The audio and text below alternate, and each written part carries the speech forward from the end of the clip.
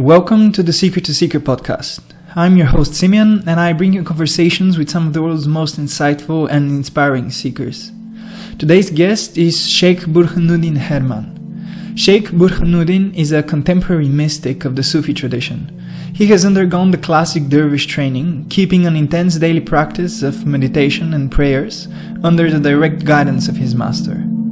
He has gone through extreme spiritual retreats in solitude and has integrated the teachings of his master in all aspects of his life, spiritual, personal and otherwise. When Shaykh Burhanuddin was 18 years old, he invited to his hometown in Germany Maulana Sheikh Nazim, the Grand Master of the Naqshbandi order. When he saw the Grand Master for the first time, Shaykh Burhanuddin fainted in the middle of the street. Henceforth, he was constantly at his beloved master's side for 35 years, accompanying him around the world and spreading Sufi wisdom. Shaykh Burhanuddin Herrmann, being a master of an ancient spiritual order, and me being a novice seeker who belongs to no official tradition whatsoever, made our conversation all the more thought-provoking. Our discussion therefore depicts both the early and advanced stages of the spiritual life. It delves deep into the question of walking your path alone or seeking guidance from a master. We also discuss the inherent polarity of life and of one's personality, and how one can develop a healthy attitude towards that polarity. We discuss the importance of simplifying one's life and clearing up one's priorities, and also why the relationship one has to one's partner and to one's parents is so crucial for personal flourishing. Shaykh Burhanuddin and I recorded this conversation nearly a year ago, but due to the twists and turns of life, I have only been able to edit and release it now. And re-listening to our discussion from the distance of time, I find much wisdom in the Shaykh's words that I missed at the time we met. In fact, I recognize many of the lessons I have had to learn over the last year were already present in the Shaykh's words to me, though I did not have the years to hear them at the time. That's all to say that the words of great spiritual teachers are, as we all know, infinitely deep. They continue to live on in us, and one understands from them only as much as one is ready to hear. I hope this conversation brings you to some of the words you need in your life right now. Please remember to share, like and subscribe to support the Seeker to Seeker project, and to check out this video's description for links to Shaykh Burhanuddin Herrmann's work. I would greatly appreciate that. And thank you. I hope you enjoyed this conversation. So, just to tell you, the way that I've been exposed to Sufism, maybe, is through poetry. So initially I read the Rubaiyat, if I'm pronouncing it correctly, of Omar Khayyam. And then this book, which is the Conference of the Birds, which is such beautiful poetry, but it's not only beautiful poetry, it's also so deep in wisdom. And so that has been my introduction to Sufism. And I see it as a tradition that's very full of passion, different from Eastern traditions such as Buddhism. I think in that, again, it seems to me more passion-driven understanding of God. I also find it very interesting how in Sufism the Sufi refer to God as the beloved. This is something, again, that I find very interesting. So I wanted to ask you, what would you say is the main characteristic or flavor of Sufism that makes it different to everything else, every other teaching, essentially? Well, it is easy. There is every year an invisible competition of who are the masters of love. No? And the crown is going to Sufism. So the main thing is love. That is the purpose. No? That is the way we share our life. So of course the source is the beloved. He is the lover and the beloved. Yeah. And in your life, in everyone's life, what are you looking for? More than love. Yeah. If you have everything, but you got not love, You have no one to love and you do not feel beloved. what you're going to do with it. So we have been infused by this divine love. And for this reason we are looking for it. We are looking for the source, because we are coming out from that source of love. So we have this incredible longing, this incredible search, because who is searching? What is searching? For what you are searching? And everyone's normal man's life, normal woman's life, the first they are searching is for a couple, isn't it? Yeah. Because they want to share, they want to find love, they want to find someone to love, and they want to find someone to be beloved, right? And you have to learn, love is complex, it's not easy. Well, this is maybe a difference. I don't see it as a difference. It is just a question of what you focus on, Mm-hmm. And the image of God, or how you personally and also Sufism in general sees God, is it a certain image, or is it something that you can never know, you can never define, or does it have certain qualities? You cannot define it, for the simple reason the mind is not the one who gives the answers. It is not the one who will make you to embrace everything in your life. Life is the doubter. The mind is the doubter. It's the questioner, it's the researcher. It's the creator also. But the heart is the answerer. And so some things you cannot question. You cannot ask how the source looks like. If you meet it, if you will ever have that permission, that level to meet, it will be the end of all of what you imagine. It will be the end of all what you felt before. It is not that you meet and you associate like people think, It's not like that. It will turn everything to its origin. And you will meet a power, you will meet a perfection, you will meet an intelligence which you cannot comprehend it. It's like there has been a scientist who invented the atomic bomb, and he wanted to know how is the power of the atomic bomb, and he presses the button, but he cannot tell anybody after how it will be. And the same is like this. You cannot tell it. There is not a way to tell it. Some things you can tell. Some things you cannot. This belongs to the things you cannot tell. How is the divine? You cannot tell that. So the closest we can say is in poetry. And this is why you find the strongest poets among Sufism. In Buddhism, for example, there is very little poetry. Because Buddhism is not about love.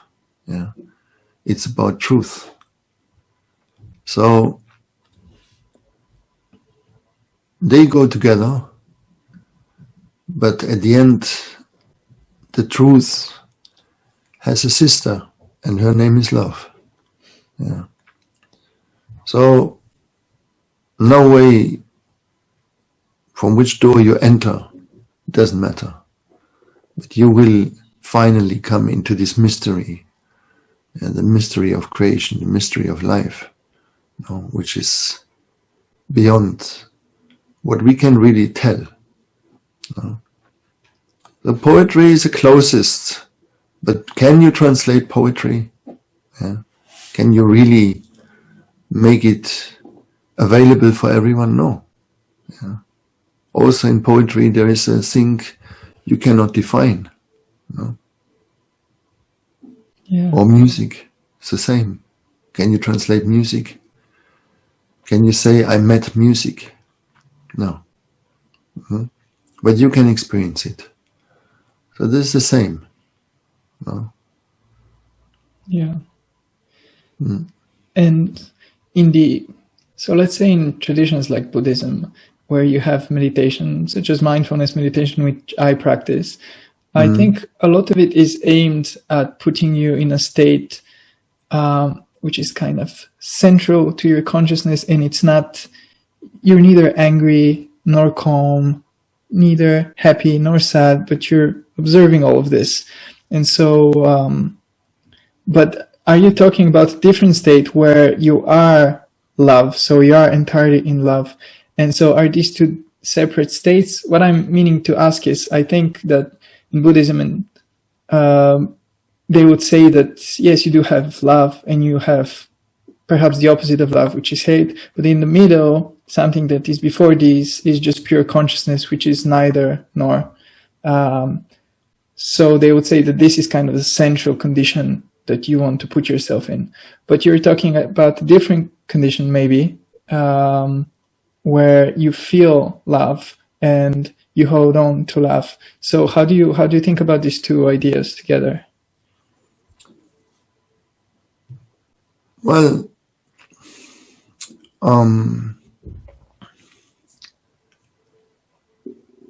love is not an emotion. Yeah. True love is not an emotion. It is not coming and going. When the love is based on what I call heat, especially with the men, yeah, they confuse heat with heart. Yeah. But in fact, they are just in the heat. It comes from down. Yeah. It is not coming from the heart. But the heat comes up and somehow touches the heart. And so it mixes. You know? And in time, maybe they learn to be in the heart. But love has no condition. So it is not an emotion. It is a state. Yeah. And it is a state which is reflected in your heart, because it is coming all the time to you. You are surrounded by love. Everything is penetrated by it. You are permanently covered with it. And when you come to that reality, you are just entering. Yeah. It is like you enter into an ocean. No? You are just surrounded by it. There is not anything else you see. There is not anything else you experience. There is just the ocean. No? But it's not really fundamentally different. It is not that you identify. Yeah? Emotion means always that you identify. You want to fix it somehow.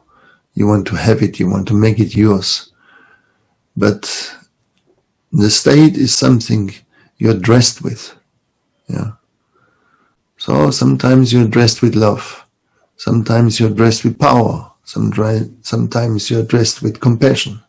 No? There's not always one dress.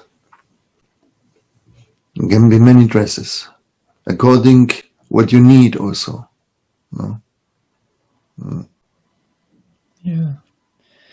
And so when you aim to cultivate love, and I have read and I've listened to you that you have practiced different techniques, and you've gone a long way, and you cultivate love. But also, I'm sure, as any other human being, you find things within yourself which are not love. And so I think sometimes in spiritual practice, we can get this illusion that the idea is to suppress everything that doesn't seem spiritual and that doesn't seem beautiful. but then by suppressing it, we only make it angrier and we make it worse for ourselves. So how do you see this? How do you see the idea that we have to recognize that there are shadows within us, and do we embrace them? What do we do about them? You have to understand that your personality lives in polarity. Yeah. So you have created an idealized image about yourself. That's the beginning. And then you understand that sometimes you are a nice person and sometimes you are the opposite. Yeah. Sometimes you're generous and sometimes you are very greedy. Sometimes you are friendly, sometimes not. And the deeper shadows, like for example being a hypocrite, yeah, being someone who pretends permanently, who plays a role, no, and who tries to shine like this or like that, who is demonic, yeah, who is mean, who is sadistic, who is violent, who is aggressive, who is in lust, and so on. All these unwanted images, they are difficult to approach, no? And when we see them, we have the idea then that we can get rid of them. That we want to somehow get rid of those shadows or these images. But you cannot get rid of your personality, because the personality is your ego in a way. Yeah. It is what you created, it is what you set up, and what you reflect. It is your answer, yeah, which runs through your mind, and you set yourself up. You created yourself. Yeah. And this is why you can only come out of it if you understand that you are the creator of it. And so you are also the one who is responsible. No? And when you understand that you are just absolute responsible, no, you don't need to blame anybody. You don't accuse anybody. You don't have enemies.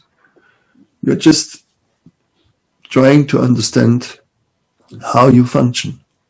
How did you create all this? Yeah, and why did you do that? And one day you have seen all the aspects of your personality. No?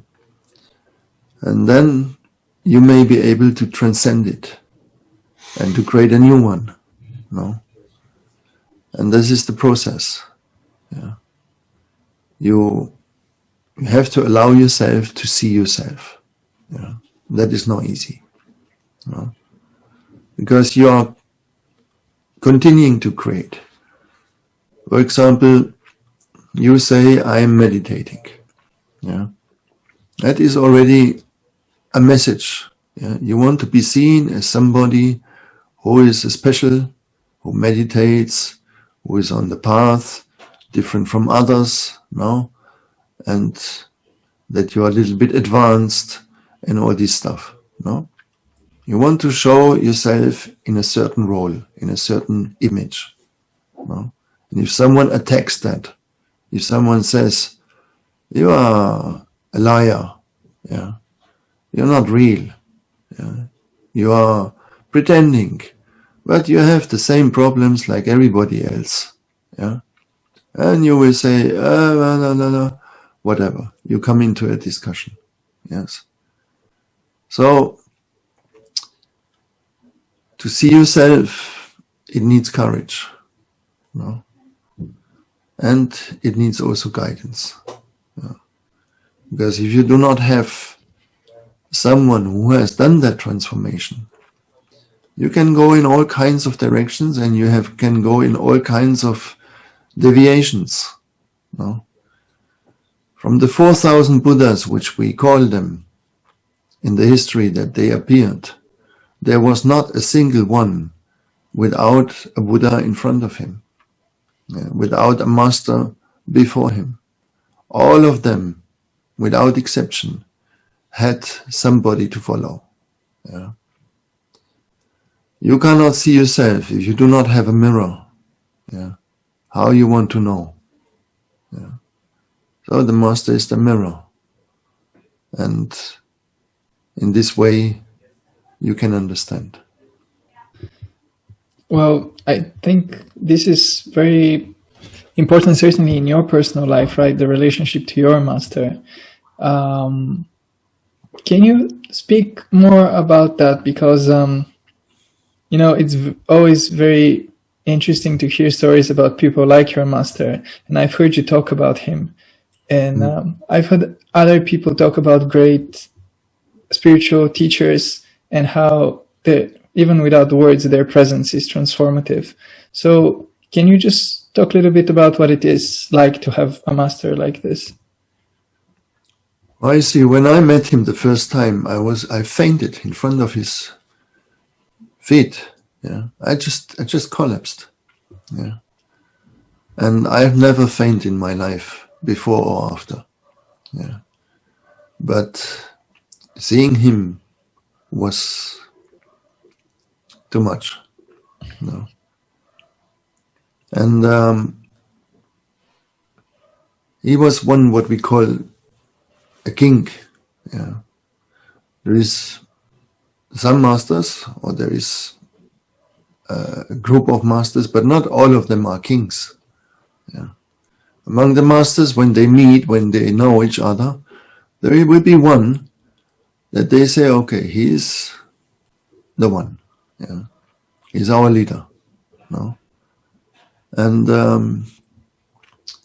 he was one of those who we call a king. Yeah. King master. When a king enters in your life, you enter in his kingdom. You cannot prevent that. It is not something you can protect yourself. Remember the story of Jesus when he was walking on the lake of Nazareth, no? And they were the simple fishermen. They did not have any intention. They did not looking for anything. But he came by and he said, follow. Come with me. And the story is told like that.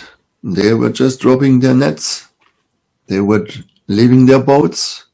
They were not running home and saying goodbye to their family. They just went away with him. And after a while, of course, they were saying, okay, and now what we're gonna do? Yeah, what we are doing. And Jesus gave this fantastic answers, no? That he said, look at the birds. Yeah, they don't seed, but they eat. And look at the flowers. They don't know anything, but they have a dress. No? So just being in the presence of such a person, it is like you feel you come into the sun. Yeah, you are in the sun. You are all the time in the light. And when we had been with Maulana in Cyprus, once came a psychiatrist, no? And after he was from Austria, and after a while he was saying to me, I understand now what is going on here. All of you are under drugs. I just cannot find out which one it is exactly. I think might be LSD, or it might be something, like in this kind. But how he gives it to you, this I haven't figured it out. Yeah.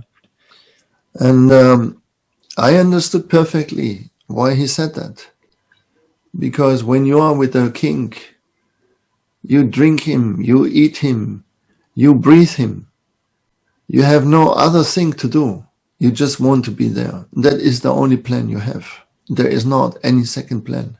You just want to be in their presence. No? And there is not a choice that you can say, I want to do this or I want to do that. I have this plan, I have this career, I want to study. All this is cancelled. The moment you meet, he cancels your life. And he has this power, and he has also this authority to take your life in his hands. Yeah. This is not for everybody. And it's not something you can choose. It's something, it will happen to you or not. However, if you are ready to accept someone, no, then that person will enter in your life, no. And not everyone needs a king, yeah. But times are changing now. All the kings, all the big kings, most of them are gone, yeah. So we are in a transition time, as everyone understands. Nevertheless, there is a big confusion in the spirituality. There is too much information, too much wrong information also, and you have to be careful, no? What are the dangers? What do you have to be careful about? Well, the dangers are coming with yourself first. You are dangerous to yourself, yeah. If you look at the lives of people, you will find out that slowly everyone destroys himself, yeah. Because the ego is a suicidal system. And you can see this also on our planet, no? We are not able to live harmoniously. Since thousands of years, we have a continuous situation of wars, of killing, of destruction. Now with all the technology we have, with all the consumption we have, we came to a point where we talk about spirituality and our spaceship is in front of collapse, yeah. So we lost complete foundation. We lost complete connection, yeah. Earth consciousness is far away from us, no? For the majority, for the leaders, for those who are in power, no? And so we are dangerous to ourselves, yeah. I don't know if you have a girlfriend or you're married, and if you have one girlfriend, yes. Okay, maybe it was not your first one, yeah. So that means you have already a history, yeah, where you failed, yeah. Why did you fail? You must understand what was happening, no? What was happening that you could not stay with that woman, yeah. Then, did she leave you? Most probably she left you, yeah. So, she broke your heart, yeah, and you wanted to find an answer, no? You must look, what is the reason for your spirituality, no? If you are a woman, yeah, usually there's two reasons. One is they are looking for a man, or they have a man, but it is not really what they were looking for. So it is always in connection to a man. With a man is the same way, but just around. They had been with a woman, yeah. They wanted to give everything to them, and it didn't come out. It broke, yeah. And this wound, yeah, was somehow triggering this wish to understand, no. With money, most of the people in the West especially, there is always this connection, there is a relationship, it went bad, and they were looking for healing, no, healing the wound, yeah. So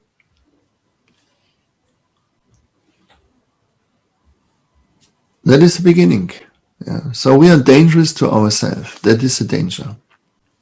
And that is why, if you have someone who is not dangerous anymore to himself, and not dangerous for others, yeah, that he is safe in the way that he is not going for your money, he is not going for your wife, he is not going for your position, yeah,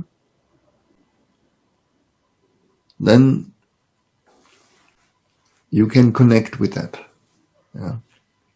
Otherwise you drive around in your own cosmos, yeah. look, you are living in a sphere, like a ball, yeah, and you every day you look into it, yeah, you go around in your mind, yeah, but you do not understand how you really look like, because you're looking all the time inside of yourself, yeah. So you must first understand who is yourself. What is the self you are staring at it? What is the self you are speaking to? Yeah. There is something that I'm very interested that this plays such an important role in Sufism, and that you have devoted yourself to the spiritual path, and still you do have a family, and you live out in the world. You don't stay somewhere where nobody can see you and hear you. So I think that's, first of all, I'm really a fan of that. I really like that. But I wanted to ask specifically about relationships that do go bad. Sometimes it happens that marriages break, or relationships that have been very, very long. And when they break, one of the parties, if not two, can leave so brokenhearted that any hope, any faith in a true relationship can become extinguished, and they can lose, even the faith that something real can happen, let alone happen again, a second time for them. So what do you say to such people? Don't give up. Don't give up. And there is not only one fish in the ocean. Yeah. There is many fishes. Yeah. Look, the relationship shouldn't be the center of your life. You must look where you want to put your energy. Yeah. If you want to really become free, you have to give everything into the vertical direction. So relationship is needed for many reasons. It is practical reasons also. But you have to give up the idea that the relationship will give you the happiness you are looking for. No. You can intensify processes through a relationship. This is what it's meant for. Yeah. When you come together, you show the other faces which you don't dare to show to any other. So the ones you love the most, they see the ugliest places inside of you, right? Yeah. And that's what we call the helpers. Yeah, they are your helpers.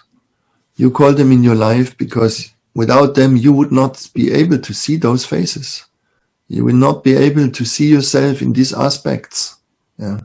But they trigger you and they can really pull it out from you. Right?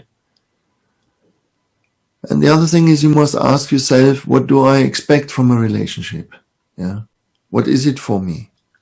What do I want in it? Mostly it is a physical thing. No, first of all, you have physical energies inside of yourself, and they need to connect with other physical energies. No, so that's why I'm saying man is heat oriented. Yeah. They're looking for heat, while the woman, they are more heart oriented. No? So it's a very different situation. They also have heat, but very different. No? And you must be careful. The more relationships you have, the less chance you have to really awaken. Yeah. Because you will build up such a pool of memories and such a pool of connections, no? That it will be very difficult for you to go beyond that. Yeah. And in our societies, we are not taught about it. Yeah. The people look to the past, to the traditions, and they say this is old-fashioned, this is not anymore valid, because they don't understand what is behind. They only see the prohibitions, they only see the limitations, but they don't understand, and the others cannot explain.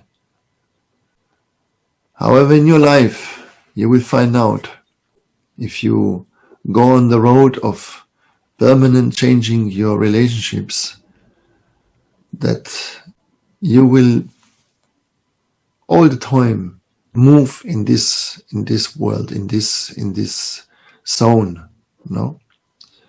And like this, you cannot really find the energy you need to really go beyond. Yeah, that is the biggest problematic, and it has caused so much trouble in the world. No, so I can say my master saved me in certain aspects. Yeah, but also he didn't prevent any mistake I wanted to commit. No, because you learn mainly by mistakes. Yeah, you learn by falling, and to raise up, you have first to go to the other side. Yeah, you want to go to the light, you must first explore the shadows. Yeah, you must first find other polarity. Yeah, so relationships is a very complex matter, but at the end it is very simple. Yeah. You just have to know what you are looking for in it. If you feel half, and then you feel the other one is the other half, and you are together complementary, yeah, that is not the reality of it. Yeah. Because you are coming alone here, you will leave alone. Yeah. And there is a different way. It continues. Yeah. Finally, there is only one relationship you have, and that's with the source. Yeah. So many people have many imaginations. That is the problem. Yeah. They are thinking they are on a path, they are thinking they are loving, but it's just in the mind. It all happens in the mind. It's not coming down in their life. Yeah. In the moment your spirituality settles down in your life, that your life reaches to an order, reaches to simplicity, that means your practicing was valuable. It functioned. Okay? If not, if you meditate all day long, but you have permanently trouble in your relationship, it means nothing happened. Nothing is there. Okay, there's another question now that you mentioned this. It is that I've been meditating recently. I mean, I'm just starting on my path. But still, the more I have done it, and, it's not just meditation, I become more and more interested in speaking to teachers and, reading and practicing and all of these things, and they work together. So the more I do it, the more rewarding it becomes. And it seems like it's, going up and up and up and up. But I'm just in the beginning of this process. And I wanted to ask you about your perspective, because you're much further. So how has the process been to you? Is it different for different people? I mean, is it always exponentially going up, or are there troughs, or how has it been for you? Well, if it was just all the time going up, what is the point of this life? Imagine a movie, and in that movie you ask the people, how is it? Yeah, how are you? And they say, oh, it is fantastic. I'm meditating. I'm happily married. I have happy family, or I have happy job. Everything is happy, happy, happy. Yeah. And then the next one, again the same, happy, happy, happy. And the next one, happy, happy, happy. And the next one, happy, happy, happy. How long you gonna watch this movie? Not very long. That's the point. Yeah. So there is a dynamic, you cannot escape from it. We are living in the third dimension in this world.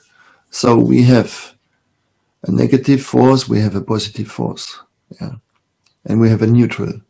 This is the three components of our material world, and also of the dimension we are living into it. So you're permanently first of all, in this duality, in this polarity. And your life shows you, your body is made like this. You inhale, you exhale. So you have all the time this polarity, inhaling, exhaling.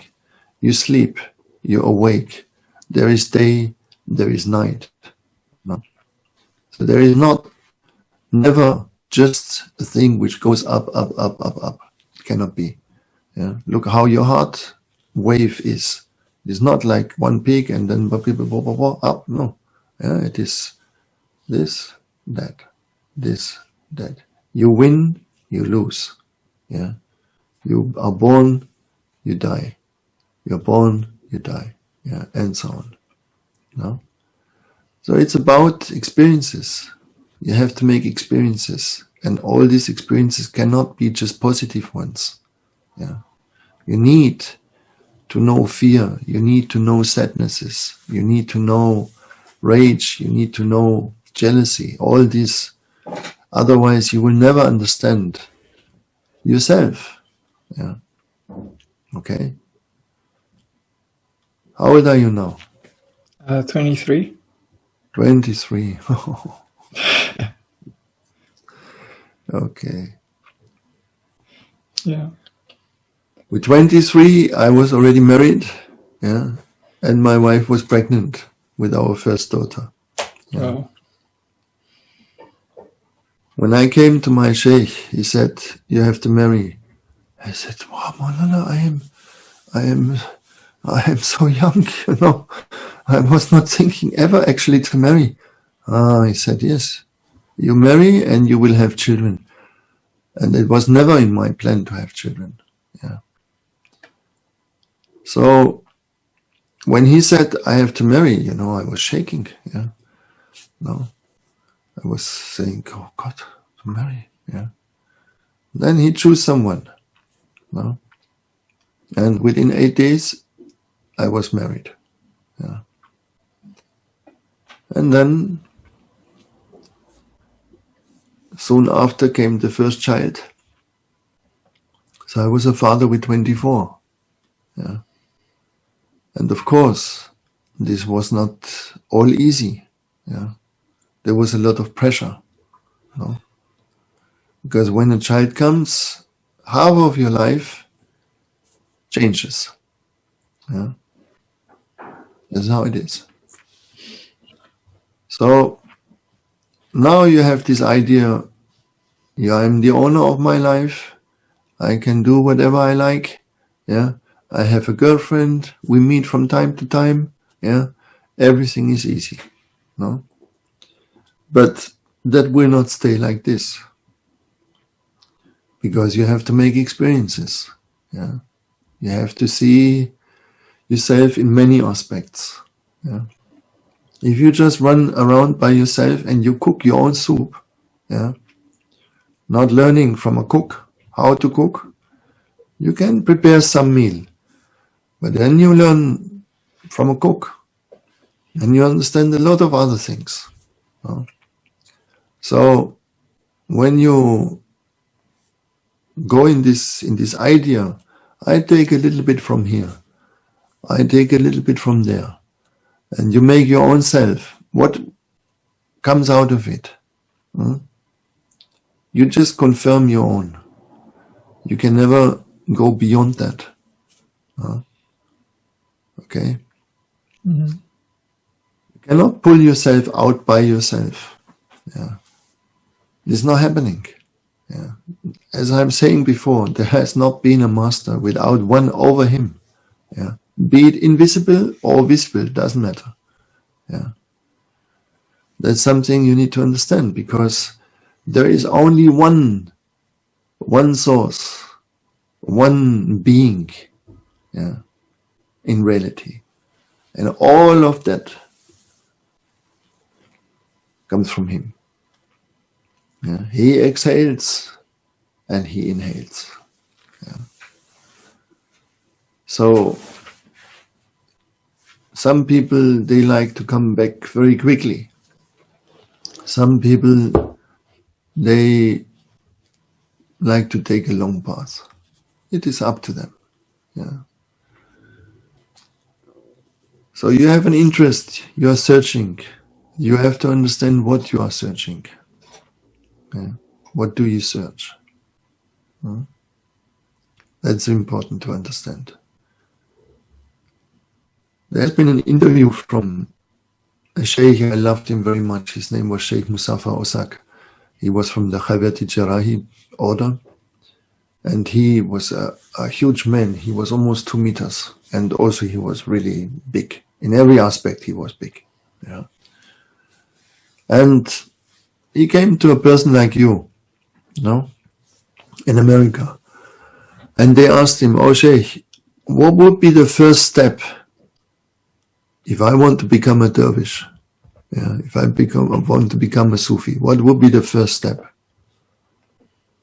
And Sheikh Musafi looked at him, he said, "The first step is not to take yourself important." Yeah. Oh, okay. He was already so shaken, he could hardly make the second question. Yeah. No. So, this is a very big point. Yeah. Self-importance. Yeah. Now you look at yourself out of self-importance. Yeah. At the end of the day, you don't care for anybody. Yeah. You look for yourself first. Yeah. And what can please that self, you want to attract it in your life. Yeah. Then you come to the place of servanthood. One day. Yeah. But servanthood means sacrifice of your own private life, of your own private plan. Yeah. You serve the king. The king is your plan. And that's what we practice, what you practice with a master. When you come in the spirit world, there is only one will. There's only one order. Yeah. Everything serves the king. Yeah. Everything and everyone refers to the divine, nothing else. There is not any other plan. Yeah. If you serve by cleaning the shoes of others, if that is your position, you will do it with all the passion you have. You will do it with all the happiness you have. Yeah. Because you understand, you see, you're in connection with the king. So it doesn't matter what you do. Yeah. Okay. If nobody knows you, if no one ever will mention you, but you have that connection, you are really in connection, you don't care. No. If you're not in connection, you want to be reflected by everybody. Yeah. You want to appear. Yeah. Oh, I'm advanced. I am a searcher. I am whatever. No. Your title is the seeker for the seeker. No, something like this. Yeah, seeker to seeker. Yes. Seeker to seeker. Okay. One day, you have to find. Seeking is good, and it is your right to seek. But if you're thirsty,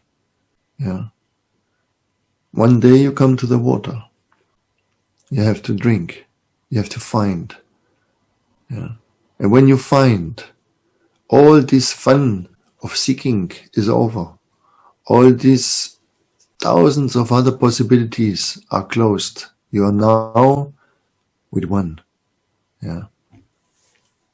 And the ego doesn't like that. It loves to seek. It loves to go here, loves to go there. Yeah. And it loves to mix everything, to fusion everything. Yeah. So this is where many in this world are. But you see, the point is not to fusion things. No. The point is to learn one thing, really. Yeah. Then from there you can see, they have it here, they have it there. But there is a reason why you are born in Bulgaria. You're from Bulgaria? Yeah. Yes. Okay, Bulgaria. And many times I crossed Bulgaria, but I have never been really inside Bulgaria. Yeah. Mm-hmm. For Germans, when we hear Bulgaria, we think about gangsters. Well, there's some truth to that, yes. Two things: gangsters and the women choir. You know, Women choir. Oh, yeah. It's very famous Bulgarian women. They sing so fantastic. Yeah.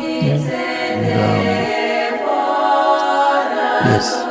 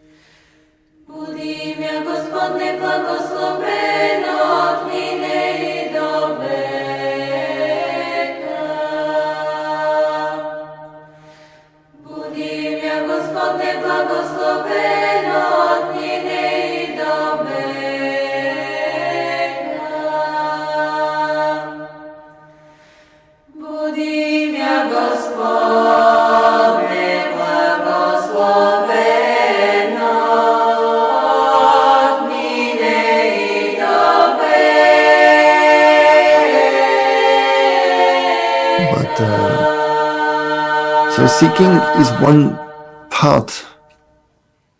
Then comes finding. Yeah, you find. Then you make the next step. Yeah. When you find, you come into the center. Yeah. You go deep. Right? Seeking means you run on the surface. Yeah. Mm. That is your right, because you are young, it is okay. Yeah. You must find your home. Yeah. But at the same time, I do have to say that in my personal journey, there have been moments, sometimes during meditation, sometimes not, just casually, when I do have this exceptionally strong feeling of connection. I cannot really describe it very well, but I do have it. So it does. I definitely do feel that there is something real there. But you are right. I'm definitely not standing in one place. I'm constantly looking at different things. But there is this feeling that comes and goes, and in some way it is always there. I mean, I do feel throughout the day, what fills me with purpose is essentially to serve God and know God in different ways. For example, one of the things you said in one interview, they asked you what's the most important mantra if you had only one mantra, and your answer was to say thank you, which struck me very powerfully, because I hadn't said thank you in some time, and it felt so good, and now it's my new favorite thing. but yeah, so what I mean to say is that yes, a lot of the seeking is superficial, as you said, but then there is this something very real inside it, I think. Mm-hmm. Yeah. I have a second mantra for you. Mm-hmm. Thank you must become your second nature. Yeah. You have to become thankful for everything. Then comes the next one. That is much more difficult. Yeah. And this is don't judge. Yeah. Don't judge. Stop saying I'm better. I'm righter. Yeah. When you can practice that, you will see that changes everything in your life. Yeah. But it's not easy, because judging is one of the things we do so much. Yeah. We do it permanent. No, we see a person in pub is a judgment there. No? We judge our parents, we judge our presidents, we judge the whole world. No? So when you start to look at that, that is real work. Yeah. All this meditation you do, it's fine. Yeah. I'm not saying don't do it. But you see, meditation is a very high state. Yeah. It's not something which you can do from the beginning. In the old times, where these meditations were invented, the situation was totally different. People did not have girlfriends or any kind of, or playing all day long around with their mobiles, you know. It was a complete different man quality and a completely different woman quality there. Yeah. They were so much more aware of the simple things in life, you know, of the basics, how to behave, how to look into life. No? Now we are just dealing with basics. People have all different ideas about the most simple things, how to eat, how to go to the bathroom, how to walk, how to talk. Everyone has a different idea about it. It was not like this in the old times. Yeah. You would marry one time, finish. Yeah. Your parents would choose it, and you would happily agree with it because you were in love with your parents. You were in deep respect with your parents. Now the sons and the daughters are better than their parents. Yeah. They say, I want to become everything, but not like my father, not like my mother. No? So it takes a long time nowadays just for the basics. Yeah. Therefore, keep the thank you. No? Say thank you, my heart. Yeah. This is the first thing you have to say, thank you. Thank you, my heart. Thank you, Mama. Thank you, Papa. Yeah. If you can't honor your parents, you cannot make a step. It's essential that you work on those things, on these relationships. If you have a conflict there, then try to come in peace with that conflict first, because they carry half of your energy. Yeah, it's very essential that you learn to first bring order in this point. Okay? Because many things maybe you do because you want to be different than your father. Yeah.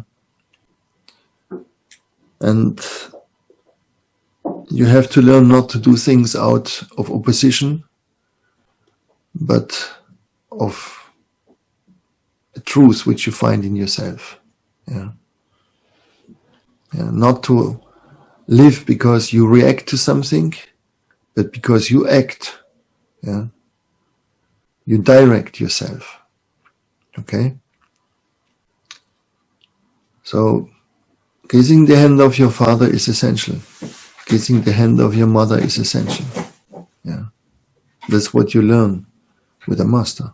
Yeah. I was in total opposition with my father when I was in your age. And being with a master who is an Oriental man, you know, an Oriental father, yeah, they used a stick, you know. So my father, my real father, never beated me. But my big father, Maulana, he beated me many times, you know. And it was good. Because when someone beats you out of love, you feel trust, you feel intimacy, you feel to be taken care of. And many fathers, they are far away from their sons. You know? They do not have this closeness like they have in the Oriental world or the Asiatic world, depends. Yeah.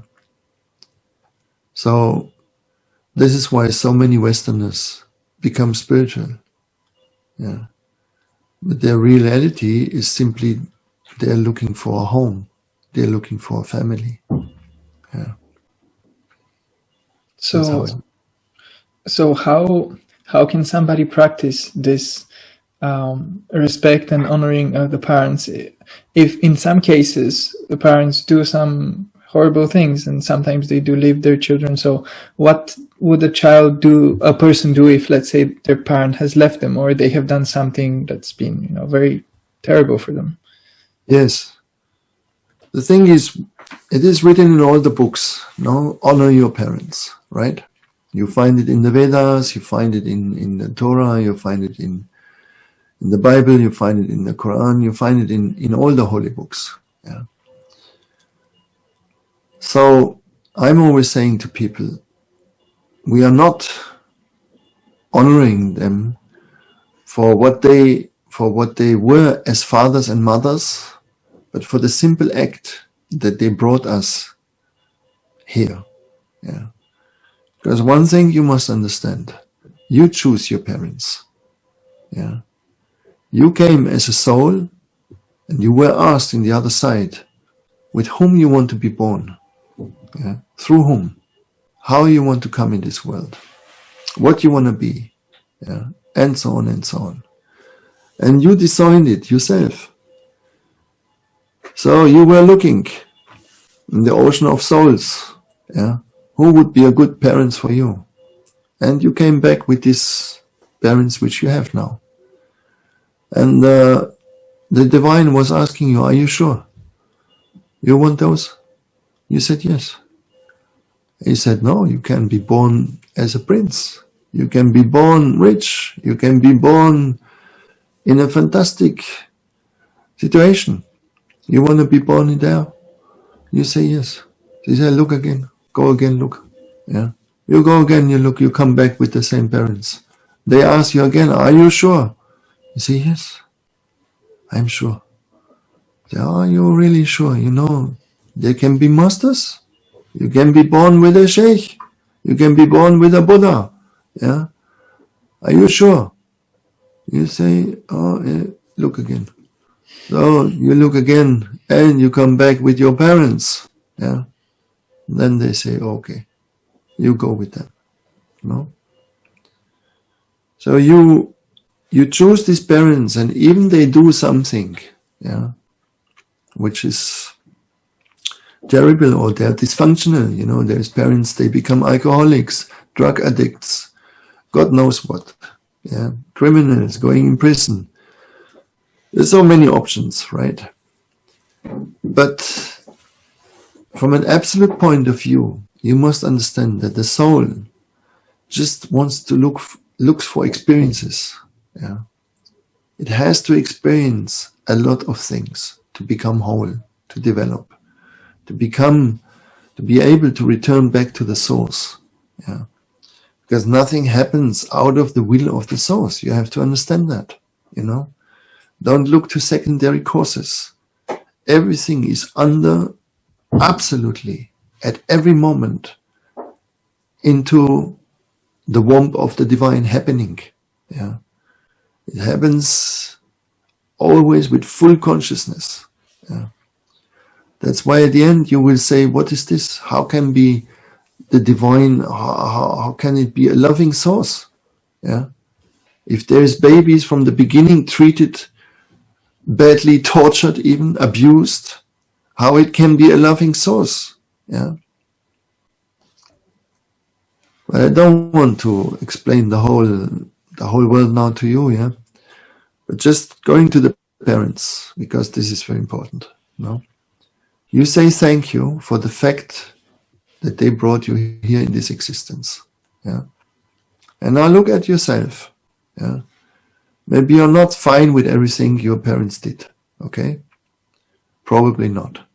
But the result is that it called you to seek, that it called you to think, to look for. Yeah? That is the thing your father or your mother gave you. Yeah? You see, they didn't destroy you. Yeah, you're not someone who is completely crippled. Yeah, totally damaged, traumatized, whatever. Yeah, you are at least able to be got interested in music. You like things. You like a lot of things. You are interested in poetry. You are looking for spirituality. Yeah, you have friends you can share with. Well, there's a lot of things good in your life, isn't it? Yeah. Yeah. Yeah. And in the big scale, it has been through your parents. Even they were maybe not perfect parents. Yeah. But without that, maybe you would not have looked so early for someone. Yeah. That is the reason. Yeah. So try not to judge your parents. Okay. Yeah. Because what you're looking for, you must think and understand that your memory is not neutral, it's not objective. Yeah. You create a memory which fits to what you like to be memorized. Yeah. So whatever is a trouble with your father, with your mother, try to come to peace with it. Yeah. This is important. Otherwise, everything will be colored by this conflict. Yeah. Your relationship to women, your relationship to authorities, your relationship to life. Okay? Yeah. Yeah. Well, Sheikh, you mentioned another thing which is very important, and I wanted to ask your understanding of it, which is evil. It's, the more I've been thinking about it, there's new ways in which I see it, but ultimately it's always a bit of a mystery. So let's give a very personal example.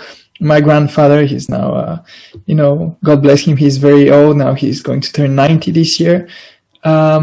And I can see how old age is affecting him. So, he's losing his memory, he's losing his abilities to just live, his body is constantly aching him. And it's natural to wonder why such things are necessary. And this isn't a very extreme example. There are many more extreme examples of people whose whole lives have been destroyed very painfully without any seeming reason. So how do you understand this? How do you connect that with evil? Well, I connected with suffering. Suffering. Yeah. Well, suffering is not for everyone the same. Yeah. It depends very much where you are inside of yourself, the way you suffer. Yeah. Ramana Maharshi, he had 2 cancers. Yeah. And did he look like he was suffering? No. Yeah. He was not. They operated him, I think, also 2 times. And for sure it was a very painful cancer because it was on the bones. It was a tumor in the shoulder he had. No. But, he didn't even mention it. Not one time. Yeah. What I know, he didn't even say one time, oh, look, I'm in such pain. No. Amachi, she's very sick. Yeah. She has all kinds of pain. Of course, she never moves anywhere. She sits all day long. Yeah. Hugging. Probably she eats not only the healthy food, yeah, Indian style. No. She is too much big now also. So in age, a lot of things coming and they give you pain. But I don't think that she really cares for that. Yeah. Because she lives in another state. Yeah. So the body, of course, is problem. And as long as you have a body, you have pain. Yeah. With 23, no. You shouldn't. But when you reach my age, for example, you will have it. Yeah. There is no way out. One way or the other, you will have it. But it all depends how you live with it. Yeah. For some people, little pain is already a big thing, and they focus totally on it. Yeah. And it dominates their life. My mother, she had her hands, they were crippled, yeah, from arthritis. But she was never complaining one moment about it. Yeah. She just lived with it. And this is what you have to learn. You live with your pain. Yeah. When you start to live with it, you integrate, you know. So you don't focus on the pain and you don't focus on happiness. Yeah. You focus in the middle, you know, on the 0 point. And when you understand that we are not important, yeah, we are so absolutely not important. We are so absolutely non-important that my master always was saying when they asked him, "Who are you?" He said, "I'm a zero. Yeah, I'm zero. And my product is to make zeros," he said. So, in respect to him, I call this the 0 point. Yeah. You don't identify here or there. Yeah. And when you become a zero, the one which is in existence can appear. Yeah. As long as you look for to be another one, you're always in separation. You're always somewhere else. Yeah. And life is an obstacle. When you become a zero, yeah, there is no obstacle. There's just challenges which give you joy. Yeah. But of course, age is not so easy. Yeah. And we are humans at the end of the day. No? And this is what we have to learn. That we are weak, that we have weaknesses, and that the time is very short on earth. Yeah, very, very short. And that we just can learn little things. Yeah. For most of people, they just can make very, very little steps. That's how it is.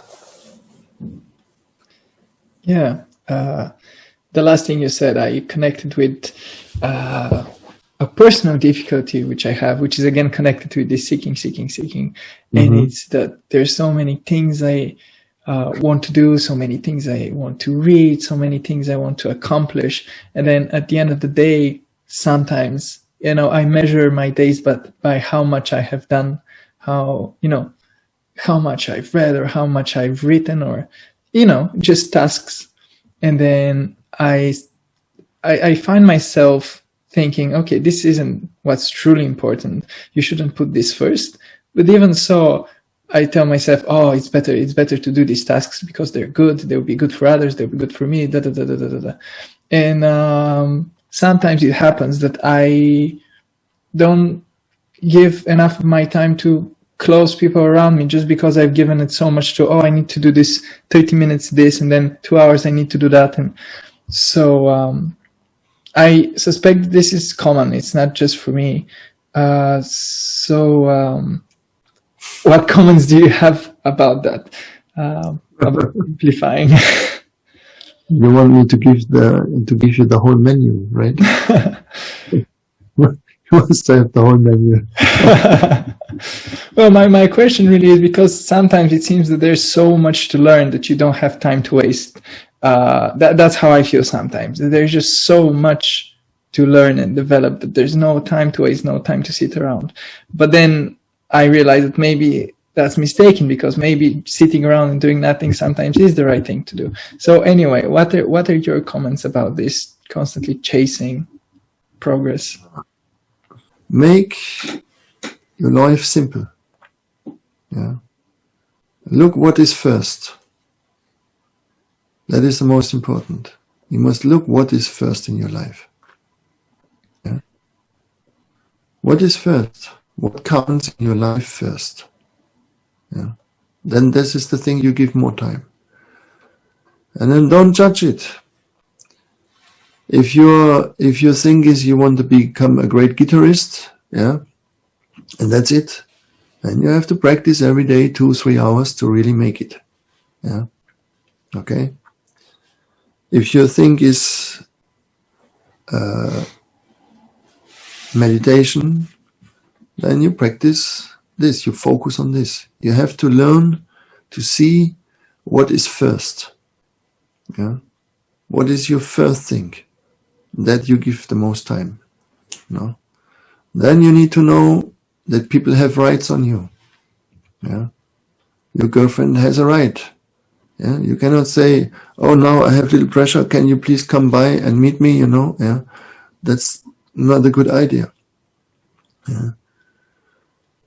She needs to feel that you have an interest, that you have also a focus on her, isn't it? Yeah. And you want to feel the same from her. So you have to give her time. No, that will go in conflict with other things, because you want to make 10 things in the day. Yeah. That's not possible. Yeah. Try one thing. One thing. In India, when you come to India, you will learn one thing. That you can make one thing in a day. Yeah. Because India is like this. If you want to move from here to here, it takes you hours. It doesn't matter how many kilometers it is or how little. It takes you hours. Yeah. You cannot speed it up. Everything takes you hours there. Yeah. So I always say to the people, when we're in India, we do one thing. Yeah. Not more. No. Once I was with a Chinese group, they wanted to make 10 things, no, because Chinese like this. Yeah. They can do it. They can do 10 things. Yeah. But I said to them, no. You try it, but you will learn. So they were saying, okay, we go here. And then they found out, okay, to take the bus from here to here, it takes much more time than they calculated. No. So finally they said to me, okay, Sheikh, we do one thing. Yeah. All right? Do one thing, but this you do it, and you give your focus on it, and you give your attention to it. Okay? This is the most important thing.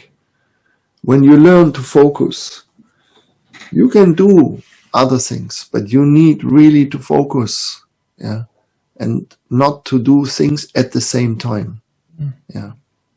Okay? So when you are with your girlfriend, stop looking at your telephone if you want to have a longer relationship. Okay? And the same for her. Yeah. If you can agree on that. Yeah.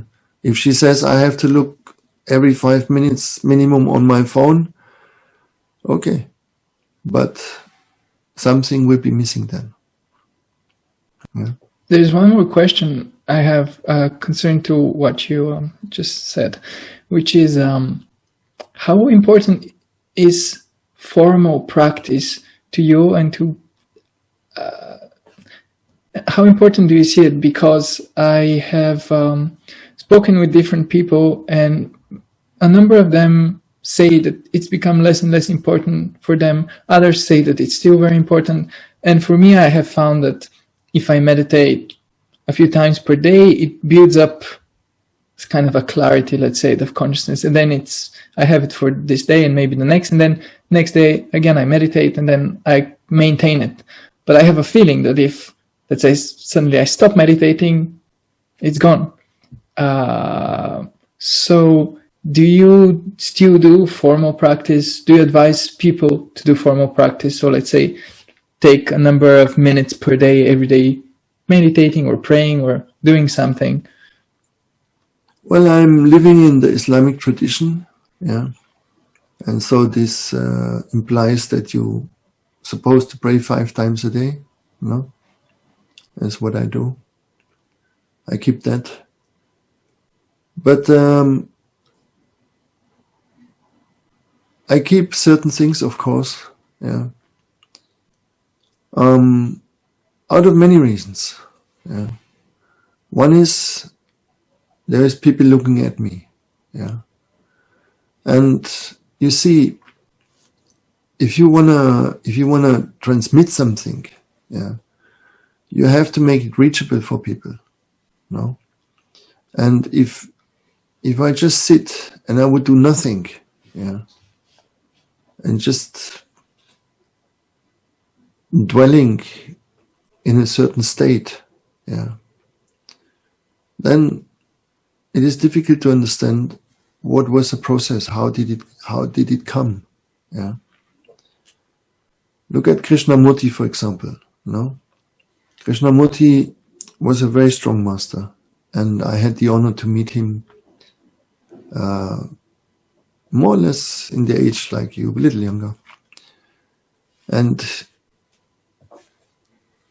it was very clear when he spoke, you felt very great in his presence, but he had only one kind of tool, no? And all the other aspects of life, how you deal with relationships or how do you deal practical issues, it was difficult, to understand. And this is why Rumi says a master cannot do anything for you, but he can do one thing. He can shorten the journey of 200 years to 2 days. Yeah. Okay. Like, that is what you try now. Yeah. You ask me all these questions because in a way they are your questions. No, isn't it? Yeah. But you will find out that it does not work like that. It's not about information. Yeah. It's not that you become clever. No. And you say, okay, now I do like this. Yeah. Yeah. You have to be ready for it. No? And that builds up. You have to go in zones which are scary for you. Yeah. It's like, look, you wouldn't go climbing up a mountain by yourself alone, yeah, on the Mount Everest, for example. Yeah, you wouldn't do that. If you have something left in your head, you will not just do that. Yeah. No. You will have to find some people who know the stuff. Yeah, who know how to behave in this mountain, when is the time to get the oxygen, and even you know it all theoretically, but you have never touched your foot inside a mountain. You don't know another dimension there, and this is how you are yourself in a mountain. Yeah. So when you are with somebody you trust, and you go with him in the mountain, you can carry this fear. You can carry it easier because you have someone next to you, yeah, and who can also say to you, look, here it is dangerous, but don't worry, the next step will be easier, for example, yeah. So it saves you time. That's all, yeah. It gives you just a possibility to progress faster, to process faster, yeah. This is what happens, yeah. Because it is the field. You're in the field, you know. It's a different frequency. It's just faster, yeah. That's all, yeah. Yeah. So, and, so there is not a manual, yeah. There is not a manual. There is relationships, and you have to act according to relationships. Okay. Yeah. Yeah.